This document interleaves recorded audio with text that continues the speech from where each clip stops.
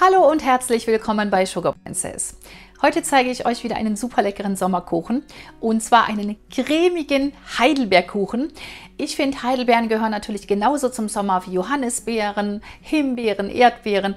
Also die Beerensaison ist wirklich eine schöne Zeit. Diesen Kuchen kann man toll auf eine sommerliche Kaffeetafel draußen im Garten stellen. Man kann ihn mitnehmen auf ein Picknick im Grünen. Er besteht aus einem einfachen Krümelboden und einer fantastischen, cremigen Käsekuchenfüllung und obenauf natürlich den leckeren Beeren. Und da könnt ihr variieren. Ich habe jetzt hier Heidelbeeren, aber ihr könnt natürlich genauso gut Johannisbeeren nehmen oder Erdbeeren, Himbeeren, ja, was ihr einfach da habt. Auch mit Kirschen ist der Kuchen gut vorstellbar. Alles, was eingeweckt ist und ein bisschen Saft hat. Oder eben auch frische Beeren und dann einen Saft dazu nehmen. Bevor ich aber jetzt mit der Zubereitung beginne, sage ich nochmal für alle Neuen herzlich willkommen hier auf dem Kanal. Und ihr findet alle wichtigen Infos immer unter jedem meiner Videos in der Infobox. Da müsst ihr hier unten diesen kleinen grauen Pfeil aufmachen. Ich weiß, der ist schwer zu sehen. Beim letzten Video oder beim vorletzten haben alle immer gefragt, wie viel Mehl, wie viel Mehl. Das steht alles, wie gesagt, in der Beschreibung. Außerdem findet ihr das Rezept hier oben auf dem kleinen i direkt verlinkt. Da kommt ihr auf meinen Blog sugarprincess.de oder sugarprincessjuschka.blogspot.de. Das sind quasi die beiden Adressen, unter denen der Blog zu finden ist. Und dort könnt ihr das Rezept auch nachlesen und sogar ausdrucken. Also ihr müsst jetzt wirklich nicht immerzu darunter schreiben, wie viel Mehl, wenn mal eine Angabe fehlt, sondern die findet sich wirklich immer bei jedem Video, kann ich wirklich sagen, und es sind viele Videos in der Infobox oder eben auf dem Blog. Lange Rede, kurzer Sinn, wir starten gleich in die Zubereitung unseres Krümelbodens und der leckeren, cremigen Füllung. Ja, und für diesen Boden habe ich jetzt wunderschöne Vollkornkekse, 200 Gramm.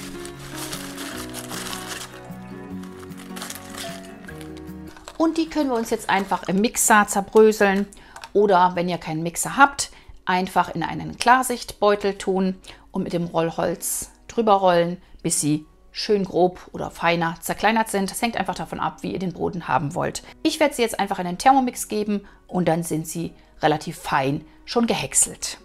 So sollten sie dann aussehen ungefähr. Und jetzt können wir uns die Butter zerlassen und da brauchen wir 125 Gramm und geben die einfach gerade dazu. Ich zerlasse mir die Butter immer gerne in der Mikrowelle, aber ihr könnt das genauso gut auf dem Herd in einem kleinen Töpfchen machen. Und die geben wir uns einfach dazu.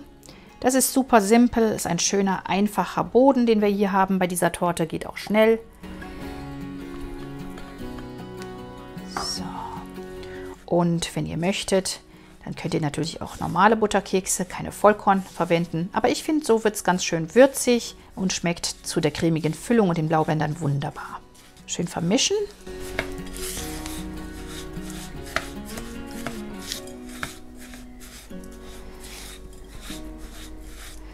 Das Ganze ergibt dann eine schöne krümelige Masse und wenn man die dann zusammendrückt, das sieht man jetzt hier, dann wird das zu einem Boden. Und ja, wenn es so ist, dann können wir das auch gleich schon in unsere Form geben.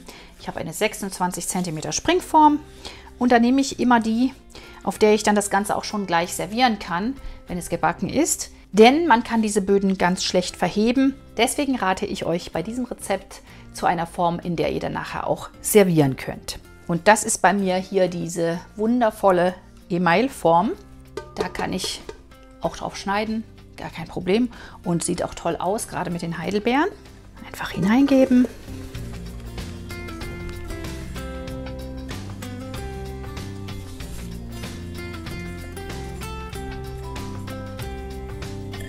Und dann unsere Krümel in der Form schön festdrücken, möglichst gleichmäßig natürlich. Umso gleichmäßiger, umso schöner sieht das Ganze am Ende aus.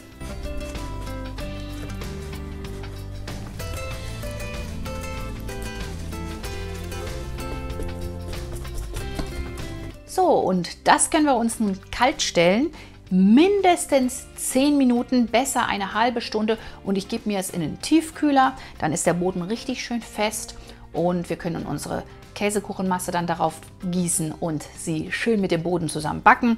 Und bei dieser Form habe ich auch den Vorteil, dass beim Backen dann auch kein Fett auf mein Gitter läuft oder auf mein Blech läuft, denn diese Form hat so eine Auffangrinne. Und wenn ihr die nicht habt, dann am besten ein Backpapier noch drunter legen beim Backvorgang, damit einfach, falls Fett während des Backvorgangs austritt, das auf dem Backpapier aufgefangen werden kann. Wir stellen uns das gerade kalt. So, und für unsere cremige, super cremige Füllung brauchen wir Quark. Da nehmen wir nicht allzu viel und der Rest ist dann Crème fraîche. Und deswegen ist diese Füllung auch so fantastisch. Und da nehmen wir 500 Gramm Crème fraîche, also 2 solche kleinen Töpfchen.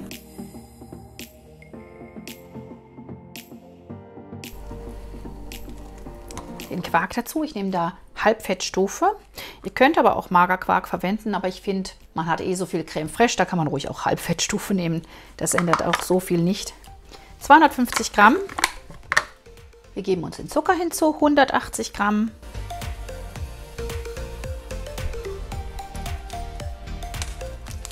Etwas Vanille oder Vanillinzucker, ein Päckchen. Und Vanillepaste, ihr wisst, ich benutze die sehr gerne. Die gebe ich mir auch noch hinzu. Ungefähr einen Teelöffel. Einfach ganz nach Geschmack vorgehen. Und jetzt kommt noch etwas Milch hinzu, 100 Milliliter. Sehr schön. Jetzt wird das Ganze schön verrührt. Einfach mit dem Schneebesen. Und bevor ich jetzt vergesse, die Eier hinzuzugeben, natürlich kommen noch die Eier dazu. 4 Eier der Größe M.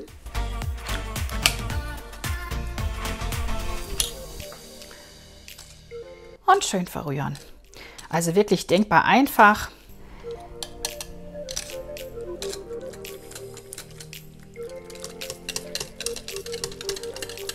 Und ruhig so lange verrühren, bis sich der Zucker so ein bisschen gelöst hat. Wunderschön. So ist unsere Masse schon fertig. Und wenn der Boden fertig gekühlt ist, können wir uns die Masse schon darauf gießen. Ja, ich finde, das geht wunderbar einfach und schnell und ich liebe Käsekuchen. Ich weiß nicht, wie es euch geht. Ich habe viele verschiedene Rezepte für Käsekuchen auf meinem Blog. Schaut mal dort vorbei. Ich verlinke euch nochmal hier oben meine Käsekuchenabteilung und da findet ihr noch viel, viel mehr Rezepte mit verschiedensten Früchten kombiniert oder ja, einfach auf verschiedenste Art. Den Ofen auf 140 Grad Ober- und Unterhitze vorheizen und die Backzeit beträgt dann ungefähr 80 Minuten. Ja, und nach der Backzeit ist es dann so, da muss man natürlich wie immer etwas warten bei Käsekuchen, damit er sich festigt. Und deswegen empfehle ich euch, den Käsekuchen am Vortag zuzubereiten und dann am nächsten Tag die Heidelbeerfüllung quasi oben aufzugeben erst, also am Tag des Servierens.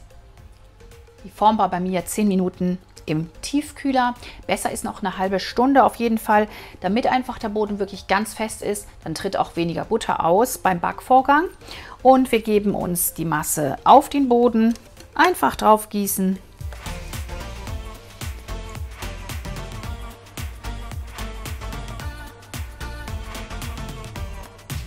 Mir fällt gerade auf, ich habe die Form nicht gefettet. Ich hoffe, mir klebt jetzt nichts an. Ihr fettet sie am besten zur Sicherheit.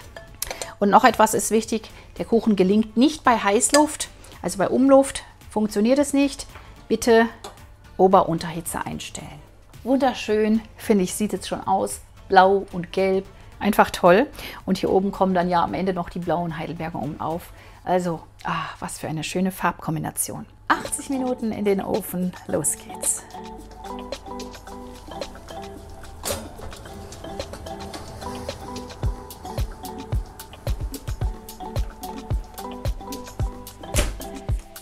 So wunderschön goldbraun ist der Kuchen nach 70 Minuten im Backofen. Ich lasse ihn jetzt noch die restlichen 10 Minuten ausbacken und werde dann die Tür einfach leicht öffnen und den Kuchen im Ofen ganz auskühlen lassen. Ihr könnt ihn dann auch nach einer Stunde rausnehmen und auf ein Kuchengitter setzen. Wenn ihr euch zu stark bräunt, könnt ihr auch mit einem Backpapier abdecken oder mit einer Alufolie. Ja, und am nächsten Tag kann man dann ganz einfach den Blaubeerbelag oder was auch immer man drauf machen möchte, schön oben aufsetzen. Ja, so sieht unser cremiger Käsekuchen nach der Kühlzeit aus. Bei mir über Nacht, wie ihr wisst. Ich lasse die Torten immer gerne über Nacht auskühlen. Dann haben sie sich richtig schön gefestigt. Und jetzt werden wir uns unsere Heidelbeeren einfach abgießen. Und wenn ihr frische Heidelbeeren oder Blaubeeren verwendet, dann einfach noch einen Saft dazu kaufen. Denn wir haben ja hier bei den eingeweckten Beeren einen Saft dabei. Und den müsstet ihr dann einfach noch ersetzen, wenn ihr frische Beeren oder anderes Obst verwendet. So, hier sind meine Heidelbeeren. Abtropfgewicht ist 205 Gramm und den Saft wollen wir natürlich auffangen, den brauchen wir ja noch.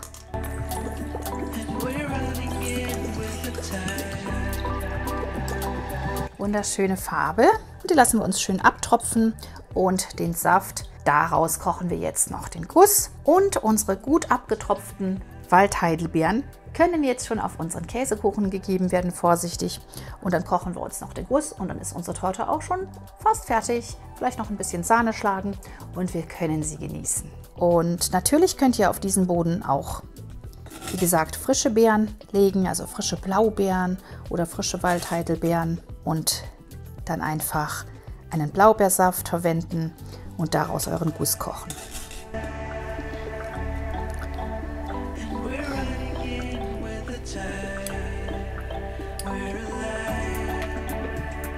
Und ich kann euch sagen, die Kombination aus diesem wunderbar cremigen Käsekuchen und den Waldheidelbeeren, die ja so etwas herb sind, herbsüß, ist einfach unschlagbar lecker.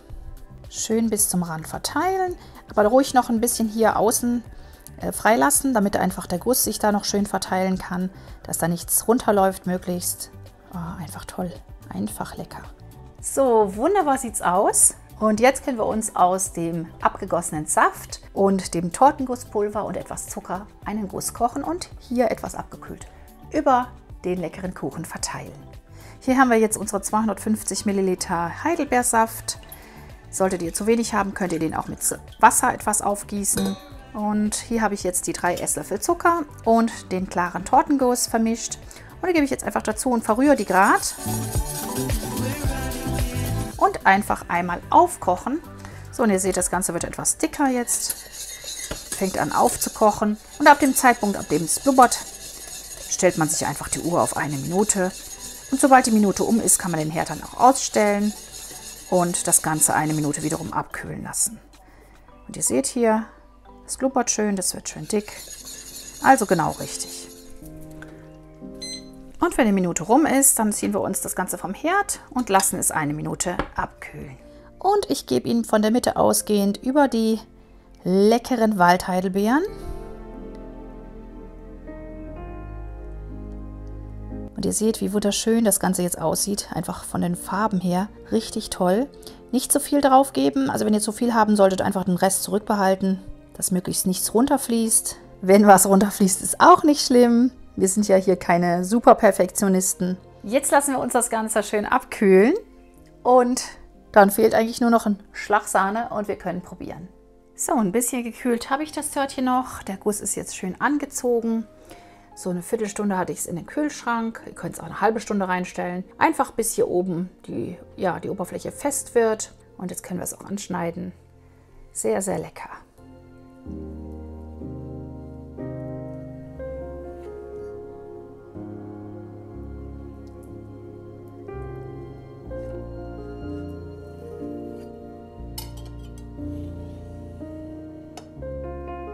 Und da ist unser fantastischer, cremiger Waldheidelbeerkuchen. Super, super lecker. Mir läuft schon das Wasser im Mund zusammen.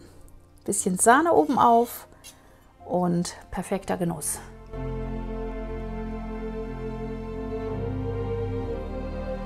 So, sehr lecker. Ich habe mir einen Kaffee gekocht, einen Saft eingeschenkt. Es ist heute sehr heiß in Hoffenheim wieder. Und bin jetzt sehr, sehr gespannt auf diesen wunderbaren, cremigen Heidelbeerkuchen. Und ich finde allein die Farbkombination ist ja wohl der Hammer. Richtig toll, richtig schön.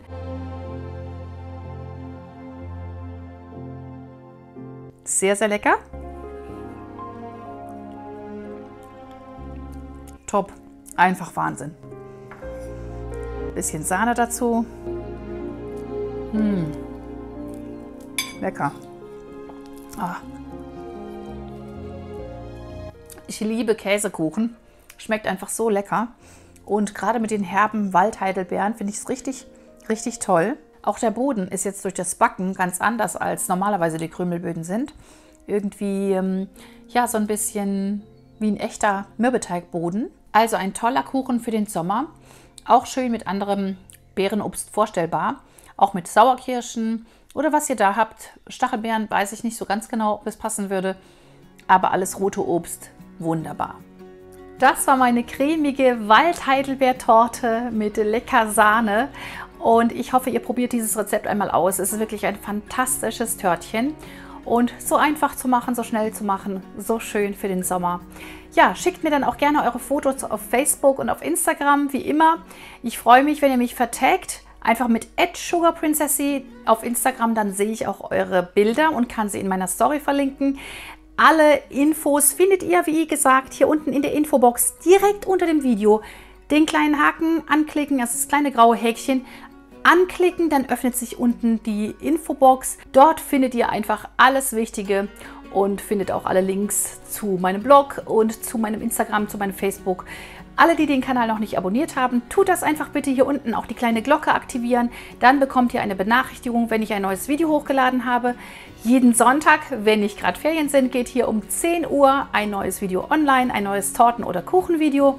Und damit ihr keins mehr verpasst, am besten, ja wie gesagt, abonnieren und die kleine Glocke aktivieren. Und wir sehen uns nächste Woche wieder um 10 Uhr. Bis dahin viel, viel Spaß beim Nachbacken dieser wunderbaren Torte. Macht's gut, bleibt gesund. Tschüss!